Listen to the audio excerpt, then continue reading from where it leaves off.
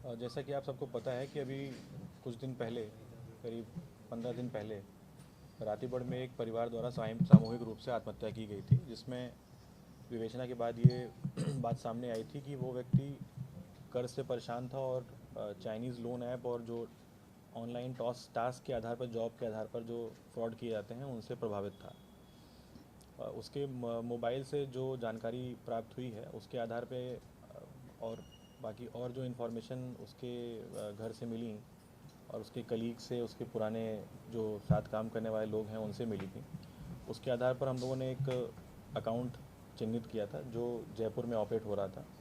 इस अकाउंट में मृतक द्वारा कुछ पैसे ट्रांसफ़र किए गए थे और उस अकाउंट द्वारा भी पिछले करीब 1.5 से 2 महीने में 1 करोड़ के ऊपर के ट्रांजैक्शंस थे, जो कि शुरुआत में ही देख के ये प्राइमा फेसी पता लग रहा था कि ये अकाउंट साइबर फ्रॉड के लिए यूज़ हो रहा है और उसमें कई छोटे छोटे अमाउंट के बहुत सारे ट्रांजैक्शंस हो रखे थे। उस संबंध में हमारी टीम रवाना हुई थी। उसमें थाना रातीगढ़ की टीम भी शामिल थी। इन लोगों ने वहाँ दबिश देकर जो खाता धारक है उसको गिरफ़्तार किया है। उसके बाद उससे पूछताछ में ये पता लगा है कि 2 अन्य लोग जो उसके साथ प्रोप्राइटर का काम कर रहे थे, जिन्होंने वो अकाउंट खुलवाया था और उसमें ट्रांजैक्शन के लिए जो है जो शामिल थे, जो उसके साथ शामिल थे, उनके नाम भी उसने बताए हैं। उस रेड में उन दोनों से अभी उन दोनों को पकड़ना नहीं हो पाया है, वो दोनों फ़रार हैं अभी। तो फ़िलहाल अभी इसमें की गिरफ़्तारी कर ली गई है। इसके बाद जो आगे की विवेचना है उसमें जो मृतक है उससे जो प्राप्त जानकारी है उसमें कई सारे कॉल सेंटर्स के नंबर आए हैं, जो उसमें से कुछ दुबई और यूएस के नंबर दिखा रहे हैं। उनकी अभी विवेचना चल रही है कि वो नंबर बाहर के हैं या इंडिया में ऑपरेट हो रहे हैं, उसकी अभी हम लोग जांच कर रहे हैं। इसके अलावा भारत में भी और भी कुछ जगहों पर कई कई महानगरों में जो कॉल सेंटर्स ऑपरेट हो रहे हैं इस प्रकार के, उनके नंबर भी मिले हैं।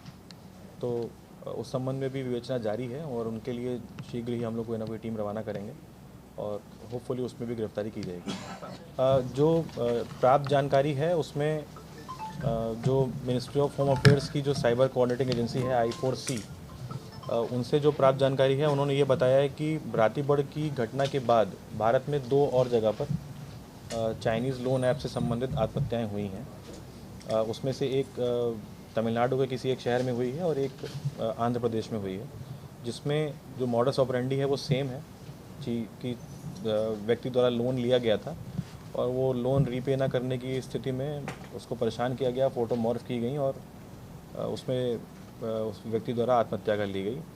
कुछ चीज़ें इन तीनों ही मामलों में कॉमन हैं, जैसे कि वो जो फ़ोटो मॉर्फ करने वाला नंबर है वो हमेशा की तरह इसमें भी पाकिस्तान का ही है और वो सेम ही रिश्तेदारों को और कलीग्स को फ़ोटो मॉर्फ करके भेजे गए थे।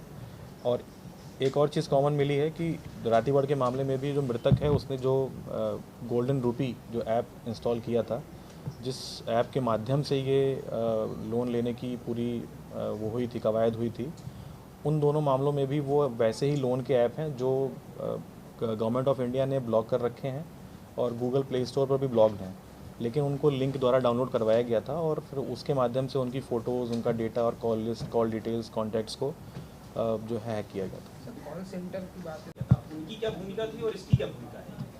पहले 2 लोग जो इसमें गिरफ़्तार किए गए थे वो लोग जो जैसा कि गुजरात में जो आंगड़िया का काम करते हैं वो वाला काम करते हैं, जिसके संबंध में पूर्व में भी कई बार सर्कुलर्स जारी हुए हैं कि उनका जो बिज़नेस है वो सेमी लीगल है।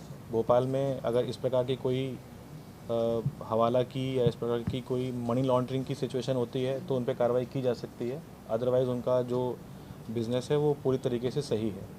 ये दोनों लड़के भी इसी प्रकार के लड़के थे जिनको जो आरोपी इंदौर का है उसके किसी एक जान पहचान के व्यक्ति ने संपर्क किया था और उसी की उसके बोलने पर, उसके ट्रस्ट पर ही ये दोनों वहाँ पर पैसा लेने पहुँचे थे। फ़िलहाल चूँकि प्राइमा फेसी ये लोग अपराध में पैसा लेने के लिए शामिल थे, तो इन दोनों को भी आरोपी बना के गिरफ़्तार किया गया था और पैसा मांगने वाले को, जिसका नाम बताया मैंने, उसको भी इसमें आरोपी बनाया गया है। एक गिरफ्तारी और कर ली गई है और अगर और इसमें कुछ इन्फॉर्मेशन मिलती है तो उनको भी इसमें शामिल करके गिरफ्तार किया जाएगा। सर, यानी कि जो मुख्य आरोपी है जिसकी भूमिका रहेगी इस मामले में जैसे आपको पता है कि पूर्व मुख्यमंत्री कमलनाथ जी का नंबर स्पूफ करके, फ्लैश करके कुछ आरोपियों द्वारा पैसे जो हैं वो मांगे गए थे और क्राइम ब्रांच को जब सूचना मिली थी आवेदक द्वारा, तो अपनी टीम ने इन लोगों को गिरफ़्तार कर लिया था। उसमें जो आगे की विवेचना में बात निकल के आई कि जिस नंबर को फ्लैश कराया गया, उस नंबर के बैकग्राउंड में जो नंबर चल रहा है वो एक ऑनलाइन वेबसाइट है यूएस की, जिसके माध्यम से ये नंबर स्पूफ करते हैं। तो जो इसमें आरोपी है उसने उस वेबसाइट को यूज़ किया था। ऐसी बहुत सारी इलीगल और फर्जी वेबसाइट्स हैं जो डॉलर्स में पेमेंट लेती हैं, उसके बाद नंबर फ्लैश करने के लिए, स्पूफ करने के लिए आपको सुविधाएं देती हैं।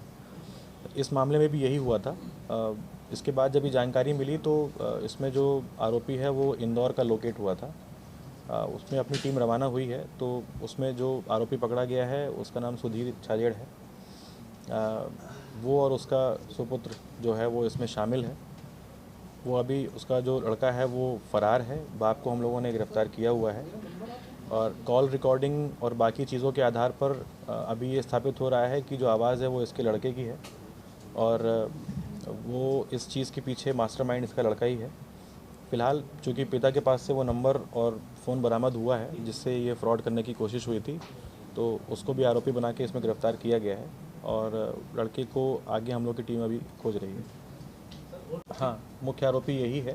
फ़िलहाल अभी इसी एक का ही नाम आया है। जो आरोपी ने, जो फरियादी ने हमें सूचना दी थी, उसमें जो इन्फॉर्मेशन दी थी उसके आधार पर भी यही व्यक्ति जो है उसकी शिनाख्त हो पा रही है। कितने दिन से पहले से इसने ये पूरी रोकड़ वाली जो ऑर्गेनाइजेशन, ये काफ़ी लंबे टाइम से ऑनलाइन ऐड और ऑनलाइन कैंपेन करता था लोन के लिए, तो ये काफ़ी इस्टेब्लिश तरीके से इस धंधे को चला रहा था और इसमें इसको पकड़ के एक अच्छी कार्रवाई की गई है। इसमें प्रयास ये रहेगा कि ये आगे इस प्रकार की कार्रवाई ना करे, तो इसके अकाउंट्स, इसका नाम, आधार कार्ड और बाकी चीज़ों को ब्लैकलिस्ट करने का प्रयास किया जाएगा। सर इसके अकाउंट की बात करते हैं सर, कितने महीने से इसका अकाउंट एक्टिव था, कितने पैसे आए और इससे कितने महीने पहले? फ़िलहाल जो अपने पास इन्फॉर्मेशन है उसमें जिस अकाउंट में पैसे ट्रांसफ़र हो रहे थे वो पिछले 6-8 महीने से ऑपरेट हो रहा है और उसमें 1 करोड़ के ऊपर के ट्रांजैक्शंस हैं। इसके पैन नंबर पे, इसके जो इसने कंपनी रजिस्टर कराई है उसके नाम पर भी और भी हम लोगों ने इन्फॉर्मेशन मंगाई है। जिस प्रकार से इसने करीब 1 करोड़ का केवल एडवर्टीज़मेंट किया है फेसबुक पर, उसके आधार पे लग रहा है कि इसका फ्रॉड का नेटवर्क काफ़ी बड़ा होगा और मुझे लगता है कि ये कई करोड़ों में जाने की आशंका है। अपने पास पूर्व में ये शिकायत आई थी जिसमें एक आवेदक ने बताया था कि उसको ऑनलाइन लोन दिया गया था। उस पर उसने एक ऐड देखा था जिसके माध्यम से उसने लोन मिला और उसने लोन में प्रोसेसिंग फ़ीस और तमाम तरह की फ़ीस भरने के नाम पर 1,64,000 रुपये राजस्थान के एक व्यक्ति है उसके अकाउंट में ट्रांसफ़र किए थे और उसके बाद उसको लोन भी नहीं मिला और वो पैसे भी गायब हो गए। तो इसमें अपनी टीम जो है उसने विवेचना की थी, बहुत लंबे समय से विवेचना चल रही थी। रिसेंटली उसमें एक लीड मिली थी कि ये जो आरोपी है जिसका अकाउंट है, जिसमें पैसे ट्रांसफ़र हुए थे, वो गंगानगर में एक्टिव हुआ है। उसके बाद उसको पकड़ने के लिए टीम रवाना हुई थी और उसको सफलतापूर्वक हमारी टीम ने पकड़ा है। इसमें जो आगे की बात गौरतलब है वो ये है कि जिस अकाउंट से ये पैसे ट्रांसफ़र हुए हैं उसमें भी कई करोड़ के ट्रांजैक्शंस हैं। इस व्यक्ति ने कई लोगों को लोन देने के नाम पर जो है वो ठगा है।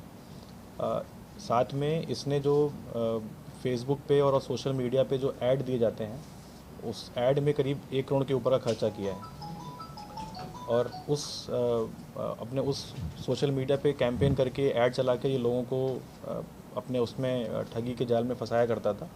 और जो इसने वेबसाइट बनाई है उसको अगर आप देखेंगे तो वो देख के एकदम प्रोफेशनल लगती है। उसकी क्वालिटी, उस पर जो इन्फॉर्मेशन दी गई है, जो भी उस पर पेमेंट गेटवे का सिस्टम है, वो बहुत ही प्रोफेशनल है और ऑथेंटिक लगता है, जिससे लोग ये डिफ्रेंशिएट नहीं कर पाते थे कि वो फ़र्ज़ी है या फिर ऑथेंटिक है। तो इसमें ये टीम द्वारा एक अच्छा कार्य किया गया है और इसमें एक आरोपी को गिरफ़्तार किया गया है। इससे और भी सूचनाएं मिलना बाकी हैं। इसकी हम लोगों ने पुलिस रिमांड ली हुई है। अभी और किन अकाउंट्स में ट्रांसफ़र हो रहे हैं पैसे और किन किन चीज़ों में ये शामिल है, वो अभी आगे की इसकी पूछताछ में पता चलेगा। सर ये मास्टर और ये वेबसाइट जो परचेज की थी अभी तक उस तक नहीं पहुंच पाई पुलिस? हाँ, उसमें से 2 में से 1 को पकड़ लिया गया है, जो उसका पिता है। साथ में जिस लड़के ने कॉल की है, जैसा कि जो फरियादी बता रहे हैं, उसकी अभी गिरफ्तारी नहीं हो पाई है। कल तक हमारी टीम रवाना थी पर अभी वो फ़रार है, उसको जल्दी ही हम लोग पकड़ लेंगे। एस्टैब्लिश हो चुका है कि वो नंबर पाकिस्तान में ही चल रहा है। उस नंबर द्वारा व्हाट्सएप पे जो भी फ़ोटो मॉर्फ की गई थी वो उसी कॉल सेंटर द्वारा उसी नंबर से वायरल की गई थी और उसी नंबर द्वारा मृतक के जो एक पूर्व कलीग है महिला, उसको भी परेशान किया गया था। उसको भी बार बार ये कॉल और मैसेजेस किए जा रहे थे कि मृतक को बोलें कि वो पैसे वापस करे और लोन के पैसे अदा करे। तो उसमें ये चीज़ स्टैब्लिश हुई है। उस संबंध में और भी जानकारी हम लोगों ने हायर एजेंसीज़ को लिखी हैं कि वो नंबर से जुड़ी जानकारी मंगाई जाए और उस पर कार्रवाई की जाए। इन लोगों के अलावा और ऐसी अभी जो प्राप्त जानकारी है उसमें करीब 30 से 35 फ़ोन नंबर हमारे पास आए हैं जो कॉल सेंटर के रूप में ऐसा लग रहा है कि चलाए जा रहे हैं, लेकिन उसको अभी और सत्यापन करना बाकी है। कुछ जानकारी हमारे पास अभी नहीं आई हुई है। तो अभी हम मान के चल रहे हैं कि इंडिया में एटलीस्ट 4-5 बड़े शहरों में इनके कॉल सेंटर्स चल रहे हैं। जो बाकी के नंबर हैं वो बाहर के हैं, यूएस के और दुबई के, और भी कई बाहर की कंट्रीज के कोड दिख रहे हैं। तो उस संबंध में जानकारी अभी मंगाई गई है, क्योंकि ये इसमें थोड़ा टाइम लगता है जानकारी को आने में, क्योंकि इंटरनेशनल नंबर्स हैं और स्पूफिंग हो रही होगी तो और टाइम लगता है। तो वो जैसे ही जानकारी प्राप्त होगी वो आप लोग को उपलब्ध रह जाएगी।